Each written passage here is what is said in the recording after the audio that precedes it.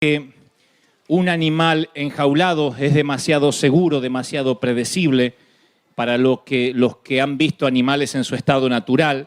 Y yo me preguntaba si las iglesias no harán lo mismo con la gente que hace el zoológico con los animales, porque con frecuencia las iglesias solemos sacar a la gente de su hábitat natural y tratar de domesticarla en el nombre de Cristo. Entonces eliminamos los riesgos, decimos cosas como no hay que contaminarse con el mundo, anulamos los peligros, decimos no hay que tener comunión con las tinieblas, y al final tenemos un montón de cristianos enjaulados, pero en algún momento de nuestro peregrinar espiritual la jaula nos deja de satisfacer, necesitamos salir, tenemos una añoranza primitiva por estar fuera de esos barrotes.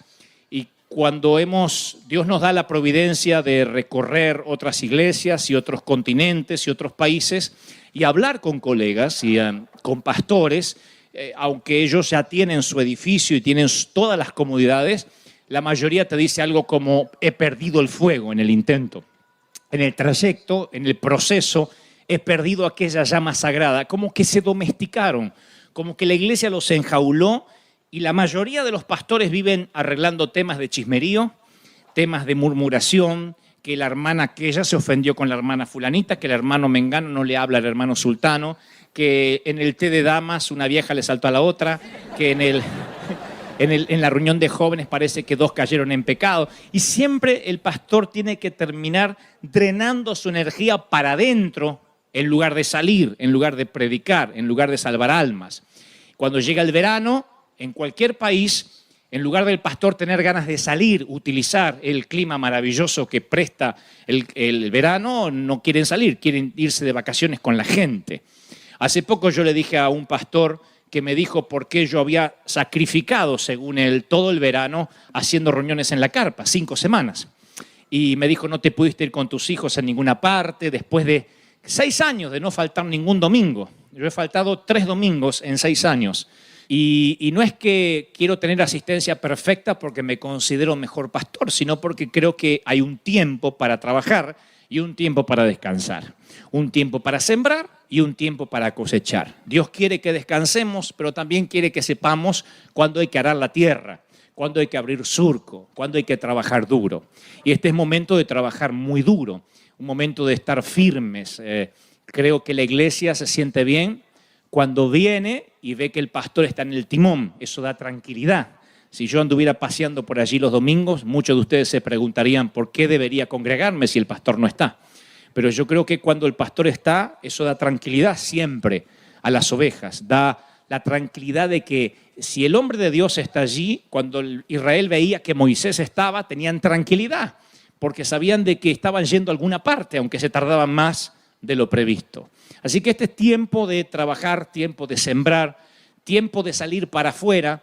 Y los pastores, insisto, cuando me hablan y me dicen, ¿por qué no descansas durante el verano? Le digo, porque es como si vendiéramos tablas de windsurf y viviéramos en Hawái y en el verano no fuéramos porque estamos cansados. Es cuando más tenemos que trabajar, en la temporada alta. Cuando la gente, los hispanos no saben dónde irse, es cuando tenemos que plantar una carpa, hacer cruzadas para invitar a la gente. Los tiempos son cortos, Cristo está a las puertas y tenemos que trabajar. ¿Estamos de acuerdo en eso, sí o no? Entonces, hay jaulas, decía el domingo pasado, que nos envuelven, que nos tiran hacia abajo, y les contaba también el caso del joven rico, que cumpliendo los mandamientos, que siendo un hombre bueno, pregunta y dice, ¿qué me falta? O sea, él sentía que algo le estaba faltando a pesar de que lo tenía todo. Y se perdió lo más importante en la vida, se perdió seguir al maestro, seguir sus pasos, verlo en primera persona, multiplicar peces, panes, hacer resucitar muertos, caminar sobre las aguas. Se perdió lo mejor que cualquier testigo ocular hubiera querido tener, porque no podía. Su jaula era la prosperidad, su jaula era la seguridad que él tenía. Y cuando nosotros nos quedamos dentro de la jaula, de la comodidad, de decir, no quiero salir, el costo es escalofriante, porque hay gente que a lo mejor nunca va a escuchar de Cristo porque nosotros no salimos. Lo más triste que le puede pasar a una ciudad es no saber lo que pasa dentro del edificio de una iglesia. Nosotros nos criamos en barrios así, donde decíamos, allá hay una iglesia, pero no sé lo que pasa adentro. Sé que hay unos locos que gritan, pero no sabíamos qué pasaba adentro. La iglesia no salía. De vez en cuando salían unos hermanos así con cara dura, así decían, aleluya, para no contaminarse con el mundo. Una vez yo conté, y quiero recalcar este testimonio porque nos dolió a nosotros como familia Gebel cuando yo era chiquito. Mi mamá sufrió de cáncer durante muchos años, hasta el punto casi de morirse. Y todos los vecinos en la cuadra nos conocíamos. Eso pasa en los barrios pequeños en nuestra América Latina. Uno conoce al turco de la esquina, al judío de la vuelta, la divorciada de enfrente, el separado de allá, la loca de la esquina. Todos tienen un nombre más o menos así. No sabíamos nombre y apellido, pero era la loca de la esquina, el divorciado de aquel, el amargado de la vuelta. Pero todo el mundo sabía quién era quién. Y cuando había un incendio, había algo, una vez mi hermano tuvo un accidente en su mano y todo el vecindario estaba en la puerta para ver cómo podía ayudar. O explotaba una garrafa de propano y todo el barrio venía a ver si alguien había sido accidentado. Había solo uno en la esquina que nunca dirigió la palabra a nadie. Era un misterio. No sabíamos de qué trabajaba, no sabíamos de qué vivían. Un matrimonio con 2 hijos. Y pasaban con el auto, un auto que tenían del año, del momento, del año de aquel entonces, ¿no? Del año 69. Pasaban por la puerta. A lo sumo caminando así. Y mi papá que saludaba a todo el mundo, siempre. Mi papá fue muy saludador. Y mi papá le saludaba también todo el barrio. Don Federico. Él decía, él siempre lo saludaba, ¡hey! Y este hacía así. Entonces le decíamos el mafioso de la esquina. Era el mafioso, parecía que estaba en la mafia italiana o algo por el estilo. Llega Cristo a nuestras vidas. Mi hermano mayor le habla a mamá y a papá que hay un Cristo que puede salvarnos y sanar del cáncer quizá. Así que vamos a una iglesia lejana, de donde vivíamos, y mamá es sanada de cáncer. Inmediatamente sus pólipos intestinales, el cáncer en sus senos, el cáncer en la matriz, es quitado para siempre. Esto fue en el año 1975. Mamá va a cumplir 80 y tantos años ahora, ella vive todavía. Y es tanto el agradecimiento que tiene mi papá, que ofrece el garage de su casa, de nuestra casa, para que hagan un anexo, una iglesia satélite. Así que el pastor brasileño acepta la propuesta de papá. Y todos los martes y jueves papá saca el auto afuera y dentro se hace un culto para todo el vecindario.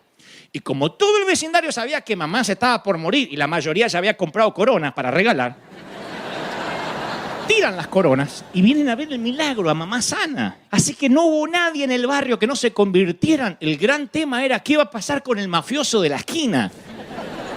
Y decía, ¿qué va a pasar? ¿Lo invitamos? No, ese loco por ahí sale con un arma, quién sabe a qué se dedica. Pero no pasan 2, 3 semanas que tenemos nuestros servicios allí, muy pentecostales, por cierto, y aparece este hombre de traje, el mafioso, con la esposa. Y dice, Federico, le quiero felicitar por lo que ha ocurrido. Y mi papá dice, bueno, gracias, porque yo soy pastor hace muchos años, le dice. Y tengo a Cristo en el corazón. ¿Cómo nos alegramos que alguien les predicó la verdad? Mi papá lo miró y dijo, tu abuela. Le dijo otra cosa que no puedo repetir porque era nuevito todavía, no estaba muy convertido su carácter. Dice, mi vieja se me estaba muriendo de cáncer, desgraciado, pasabas por la puerta y nunca se te ocurrió predicarme. Y me dijo, es que yo no tengo comunión con las tinieblas, pero ahora que usted está en la luz, somos hermanos, dijo. Nunca me olvidé de eso, descubrimos que era cristiano. Y a lo que se dedicaba no era la mafia, sino a predicar. Nunca nos olvidamos y dejó de ser el mafioso de la esquina para ser el pastor mafioso de la esquina. Miren lo que hace la jaula, cómo nos mete dentro de un sistema donde tenemos miedo a contaminarnos. Yo prefiero predicarle a 1000 inconversos que antes que a 10.000 cristianos. Yo prefiero predicarle a un perdido antes que a 1 millón de gente que ya tiene a Cristo. Porque Dios nos llamó a salir de la jaula, que no nos domestiquen, a que el enemigo no nos meta dentro de una burbuja.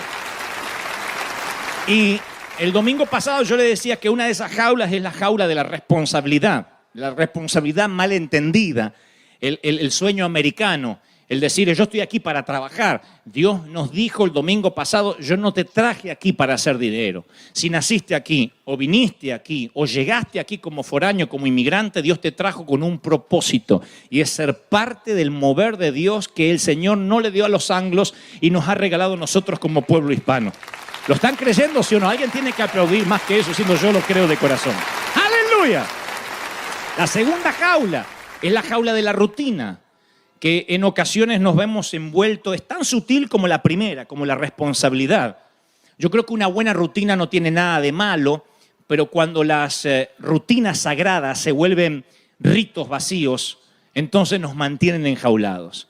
Cuando aprendemos el cómo y olvidamos el por qué, lo sagrado se vuelve común. Alguien tiene que tuitear esto. Cuando aprendemos el cómo y olvidamos el por qué, lo sagrado se vuelve común. O sea que hay cosas que aprendemos cómo hacerlas, pero nos olvidamos por qué las hacemos. Nos olvidamos por qué adoramos a Dios, por qué venimos a la iglesia. Y cuando uno se va olvidando el por qué está haciendo lo que hace, de pronto se ve envuelto en una rutina donde la oración pierde sentido, y eso también es una jaula. Donde la adoración pierde sentido, y eso también es una jaula. No es un problema de ustedes ni mío. Esto pasaba con Israel. Cae maná por primera vez, decimos, ¡ay, qué bendición! Hasta que después decimos, maná otra vez. Podría caer un bife de chorizo, por lo menos, otra cosa. Nos acostumbramos. La peor jaula es la rutina, porque nos envuelve, porque nos va metiendo en algo que se hace común, rutinario, y empezamos a bostezar como pasajeros adormecidos en un tren. Por eso el Señor dijo, este pueblo me alaba con la boca, me honra con los labios, pero su corazón está lejos de mí. Su adoración no es más que un mandato enseñado por hombres. Lo que está diciendo el Señor, cuando me adoran de memoria, me suena un disco rayado. Me suena algo abúlico, algo que no tiene sentido. Por eso los salmos nos instan una y otra vez a cantar cántico nuevo, a que tengamos palabras nuevas, sentimientos nuevos. Porque cuando hasta los sentimientos se hacen rutina, cuando tu marido te dice siempre lo mismo, te quiero, vieja, te quiero, vieja, te quiero, vieja. Un momento dice, viejo, no me digas más nada, porque para decírmelo así ni me lo digas. Lo que ella necesita es que haya sentimientos nuevos, que cada día lo quiera o la quiera más y que haya una intimidad que no había. Yo digo siempre, las relaciones siempre están en movimiento, nunca están estáticas. Aquel que dice, yo me casé con mi mujer hace 30 años y la amo como el primer día, nada cambió, está fregado. Porque o vas amando más o vas amando menos. Pero las relaciones no son estáticas, o sea, están siempre en movimiento. Así que si tienes un marido que el día de la boda te dijo te amo y si cambio de opinión te aviso,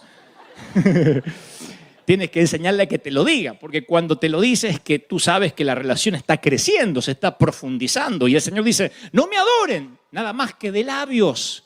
Tienen que ver ustedes a veces la cara de la gente, no acá que son todos muy santos y ahora están en la oscuridad y no les veo las caras. Pero tienen que verlos a veces.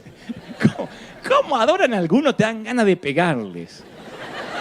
Pero ¿saben por qué te dan ganas de pegarles? Porque una cosa es ir a un parque como este, o un superclásico, o una cruzada donde hay de todo. Ahí está el que vino, el que trajeron por primera vez, el primo que llevaron engañado, el cuñado que llevaron, venite, que es lindo, al que le mintieron que era un concierto. Están todos. Pero la iglesia, 10, 9, 11 de la mañana, el que se levanta, se viste, la mujer que se pone colorcito se pinta las rayitas en los ojos, se pone la labio, y va. Y después pone la cara así. ¿Por qué no te quedaste en casa en pijama? ¿Por qué no te hiciste un té y te fuiste a la cama? ¿Para qué va a la iglesia? Y si a uno como hombre de Dios nos choca, imagínense lo que siente el Señor.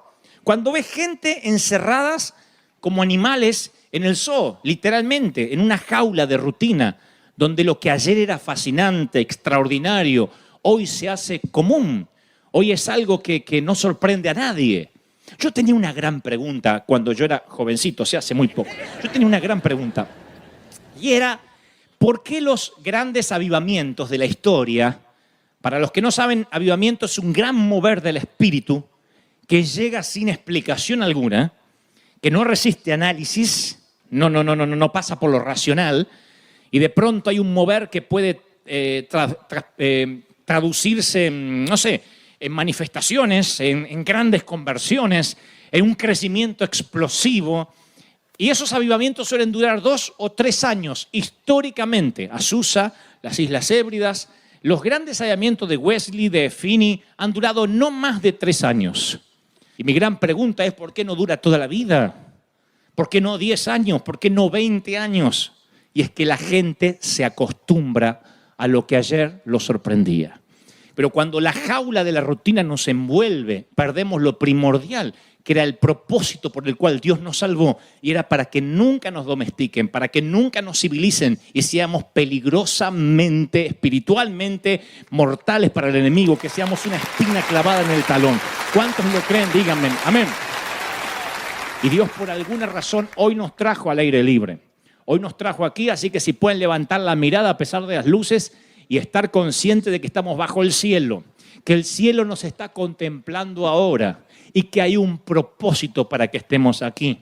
Por algo el Señor, en lugar de predicar en las sinagogas, eligió predicar al aire libre, a la orilla del mar de Galilea, en las montañas. Por alguna razón Él quería que entendamos de que Dios nos llamó para que seamos luz donde hay tinieblas, no como el mafioso de la esquina, sino como aquellos que entienden de que tienen que iluminar, salar, transformar, afectar, impactar, impartir, llevar, viralizar, hacer que sea contagioso, que sea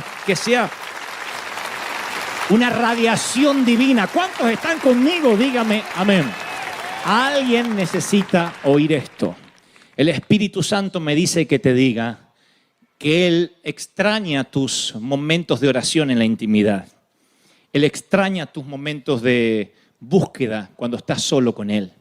El Señor me dice que te diga que Él extraña cuando no veías la hora de cantar canciones en tu automóvil o en la soledad de tu cuarto, cuando te volvías loco por estar en su presencia. Y Él me dice que te pregunte, ¿qué te pasó?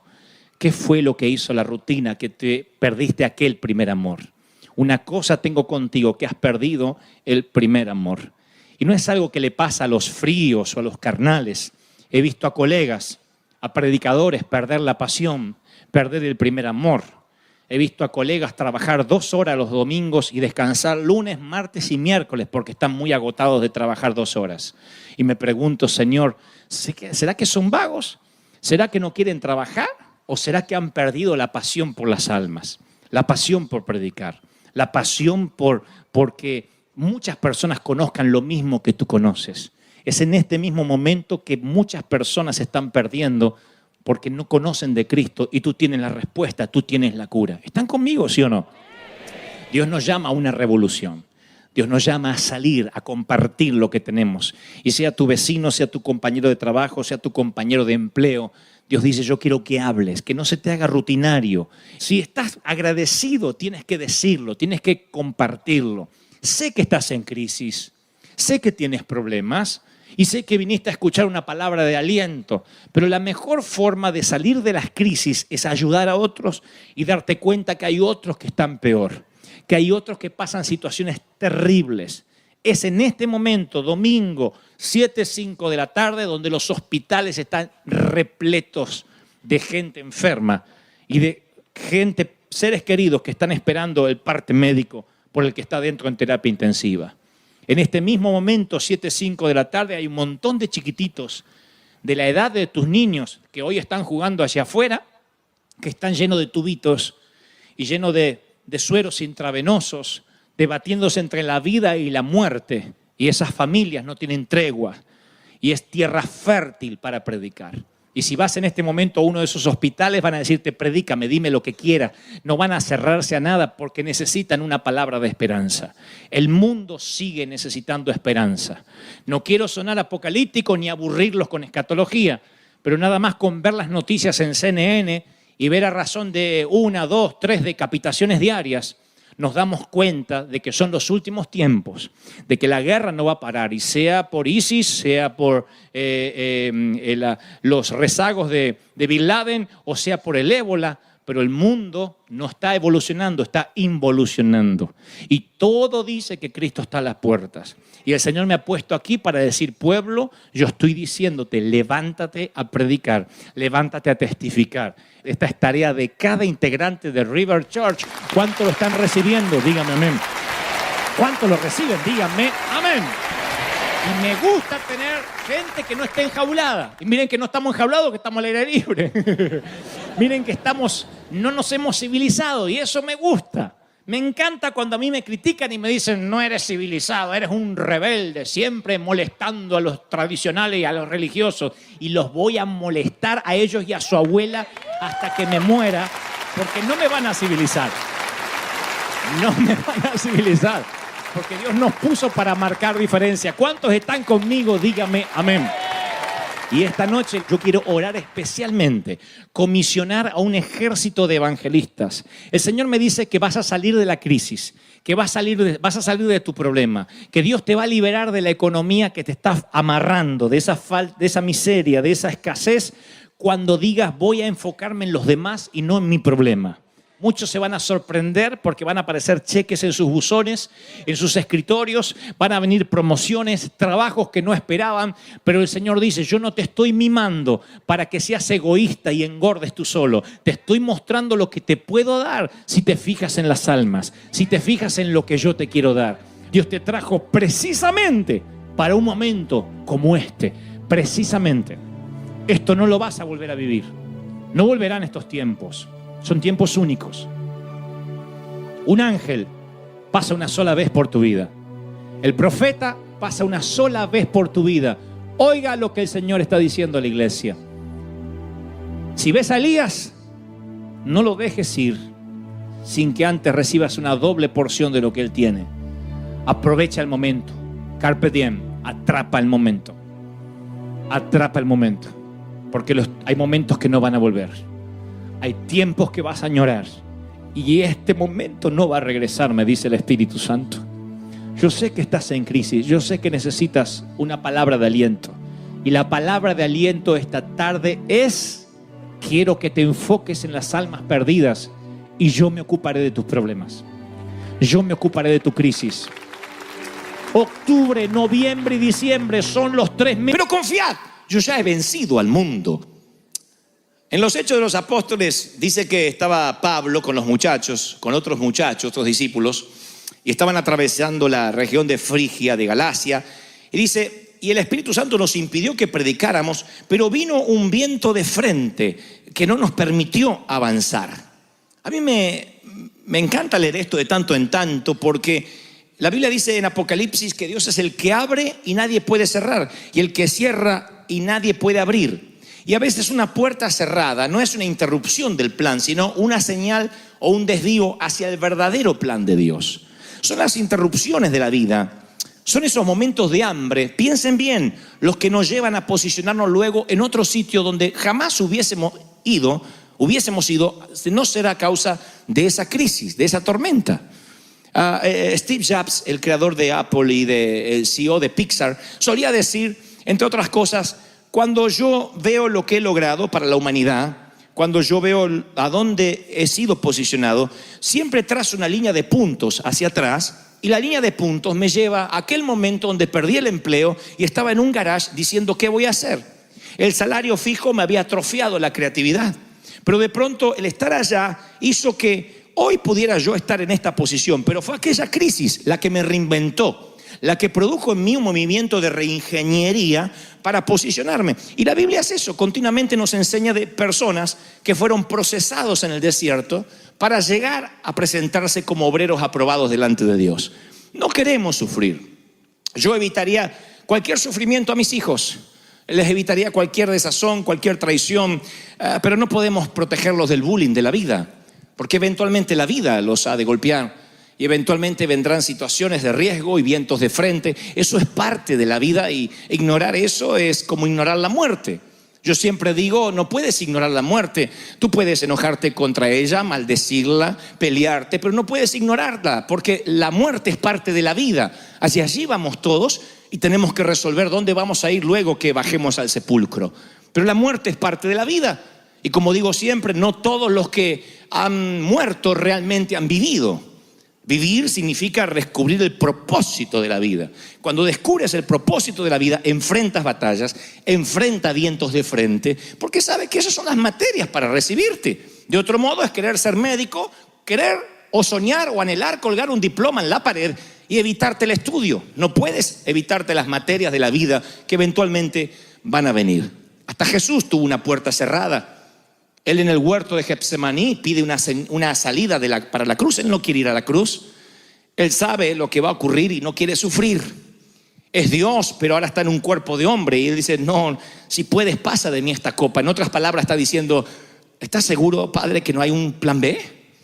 ¿No hay otra forma? ¿No hay otro que podría morir en mi lugar? Judas sería una buena opción. Y Dios le dijo a Jesús no en Getsemaní, para decirnos sí a nosotros para las puertas del cielo. Y si no hubiese dicho no a su hijo, nosotros, entre otras cosas, no estaríamos aquí hoy. Hasta Jesús tuvo una puerta cerrada. Los vientos de frente eventualmente van a venir.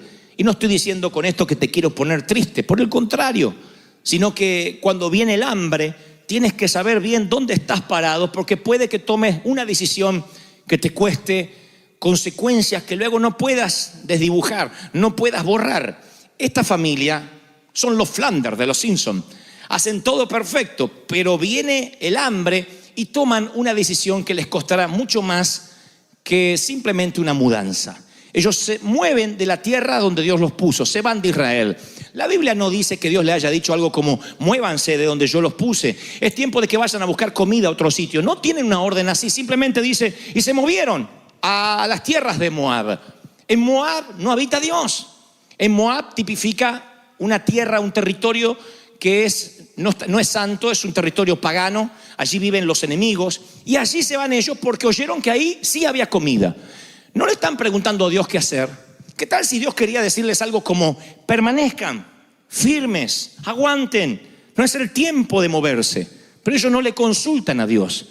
En todos los órdenes de la vida hay que permanecer. Si levantas un negocio y cuando tienes el primer revés financiero quieres cerrar, entonces no eres un hombre ni una mujer de negocios. Eres un pusilánime que intentaste jugar al empresario, pero naciste para empleado. Si es que no vas a soportar los avatares que tiene las idas y vueltas del dinero.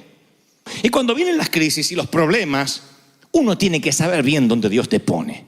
No te muevas de donde Dios te colocó, donde Dios te plantó, sin saber que realmente tienes una orden divina de bajar de la barca. Porque esta familia vive una experiencia familiar miserable. Rápidamente de un versículo al otro, sin dar mucha explicación, dice algo como, y murió el marido de Noemí, allá en las tierras paganas. Y quedó ella con sus 2 hijos. Y los 2 hijos se casan con mujeres de Moab, de allí. Una era Orfa y la otra era Ruth. Habitaron 10 años y murieron también los 2 hijos. Y la mujer queda viuda con sus 2 nueras. No se sabe cómo es que murieron, si hubo una peste, no sé. Pero lo que sí estoy convencido, que una mala decisión va a robarte a tus hijos, va a robarte a tu matrimonio, va a robarte tus finanzas.